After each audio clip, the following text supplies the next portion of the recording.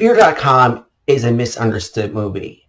Now, when this movie came out in 2002, there was a lot of bad reviews, and people continue to give Fear.com bad reviews.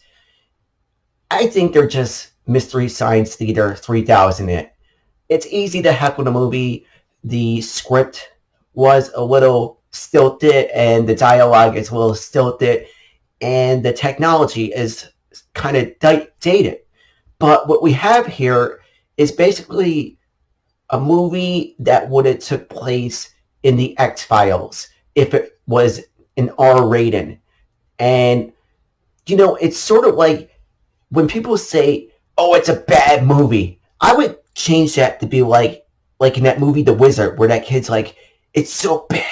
Like, it's bad. But like in a mystery, like a Michael Jackson, bad. It's like bad, it's good. Because, and not in a corny, so bad. It's like, it's bad, and it's bad because it's gritty and violent and kind of sadistic in a lot of ways. It tackles messages like the internet and adult movies and the grittiness of adult movies and violence, and we get that later with movies like Hostel and Saw, but at this time those movies didn't come out.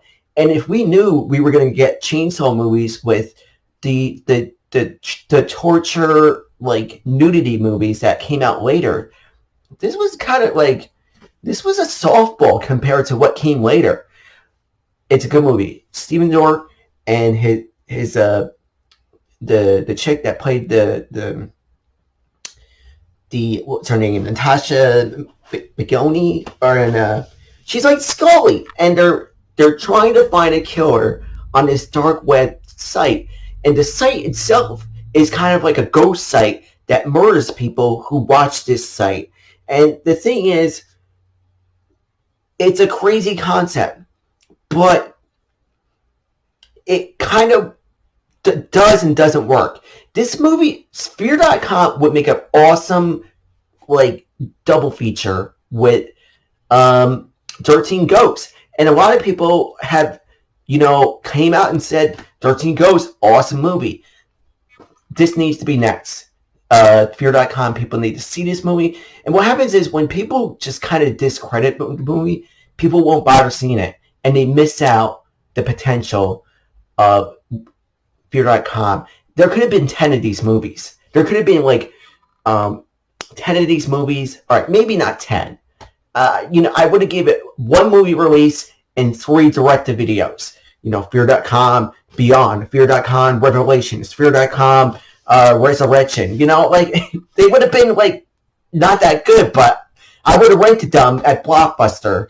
And William Malone, the director, he's not this director. He's not John Carpenter or he's not Cronenberg, but he's done movies in the 80s. And there is some 80s-ness in a 2000-ness movie where people are still using flip phones and using TVs with the CRT TVs.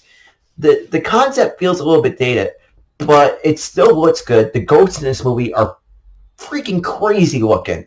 The internet ghosts that pop out and kill the people, it's cool looking.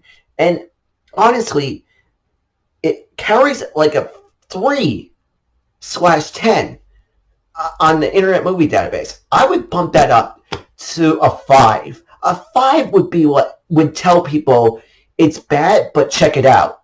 I mean, that's not bumping it down a peg. There's crappier movies that come out on Redbox, and you're going to tell them, and you're like, oh, this is crap, but Fear.com is even crappier. That's crap itself. You didn't, if you're watching too much crap on Netflix and you're skipping over Fear.com because of the datedness and Stephen Dorff hamming it up, he's not hamming it up. He was working a lot in 2002. Deuces Wild, Boondock Saints, he was just working a lot, and he shows in this movie. There's all these other horror icons like Udo Kier from Flesh of Frankenstein and Dracula. There's Jeffrey Combs from Reanimator, it's slick looking. It's a good horror movie that people need to go back. If you're a fan of the Dark Castle movies, William Malone did the House on Haunted Hill movie remake. If you're a fan of 13 Ghosts, if you're a fan of Ghost Ship, I mean, I was all up for. I was like one of the few people. They also did Gothica. Don't skip on this movie because the people going, oh, it sucks. We had a good time drinking beers and making fun of it. I'll tell you what, that's the perfect way to watch this movie because it's such a gritty and dark and depressing movie, but it's almost so gritty and so wacky that you can take a step back and be like, this is kind of cool. I know what this movie was going.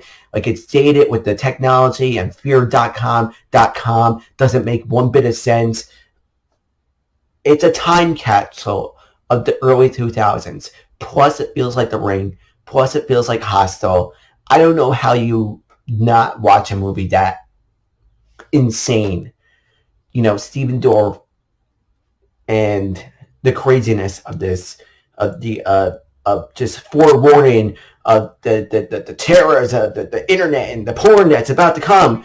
It's all there in this movie, and this movie tackles all that stuff.